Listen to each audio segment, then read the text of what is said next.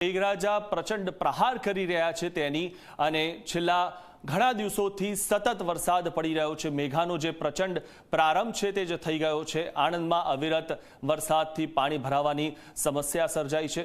તો આપ જે આ જોઈ રહ્યા છો કે બોટાદ ભાવનગરમાં સતત 2 દિવસથી ધોધમાર વરસાદ પડી રહ્યો છે અને સાથે જ જો વાત કરીએ તો જે રીતે મેઘરાજા મનમૂકીને વરસી રહ્યા છે, બોટાદની ઉતાવળી નદી કાળુભાર નદીમાં પાણી જ પાણી જોવા મળી રહ્યું છે।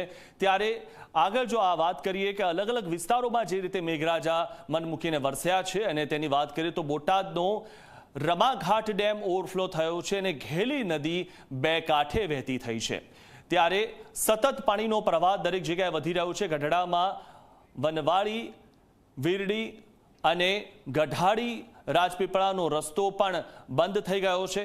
ત્યારે સતત મેઘરાજા મનમૂકીને જે વરસી રહ્યા છે અને અમદાવાદ ભાવનગરનો હાઈવે પાણી ભરાતા બંધ કરવાની ફરજ પડી છે।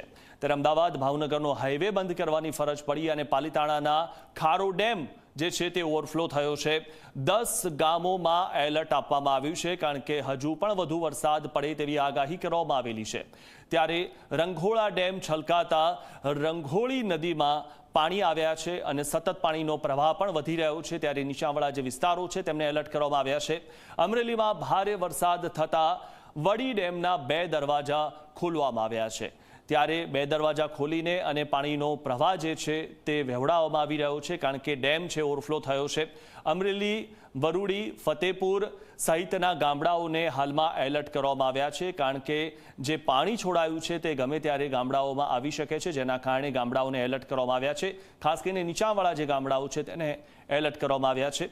તો વરસાદી સંકટને જોતા રાજ્યમાં એનડીઆરએફની 3 ટીમોને ડિપ્લોય કરાઈ છે। આગળ પણ જે રીતે 20 તારીખ સુધી આ આગાહી કરવામાં આવેલી છે, 20 તારીખ સુધી વરસાદ જે છે તે મન મૂકીને વરસી શકે છે। ત્યારે એનડીઆરએફની 3 ટીમોને ડિપ્લોય કરાઈ છે, એટલે કે કોઈ પણ જગ્યાએ જો મુશ્કેલી પડે તો એનડીઆરએફની ટીમો ત્યાં પહોંચાડી શકાય।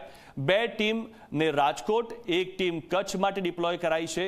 ત્યારે આ તમામ જે એવી જે જગ્યાઓ છે, એવા જે જિલ્લાઓ છે કે ત્યાં વધુ વરસાદ પડી શકે અને તેની જે શક્યતા રહેલી છે, ત્યારે સૌરાષ્ટ્ર, દક્ષિણ ગુજરાતના ભાગોમાં વરસાદનું રેડ એલર્ટ આપવામાં આવ્યું છે। જે રીતે 20 તારીખ સુધીનું જે એલર્ટ છે તેમાં આ તમામ જગ્યાએ રેડ એલર્ટ આપવામાં આવ્યું છે અને હાલમાં જે રીતે ચોમાસું તો શરૂ થઈ ગયું, પરંતુ મેઘરાજાએ જે એન્ટ્રી કરી છે તે ધમાકેદાર એન્ટ્રી કરી છે અને તમામ જગ્યાએ વરસાદ જે છે તે મન મૂકીને વરસી રહ્યો છે।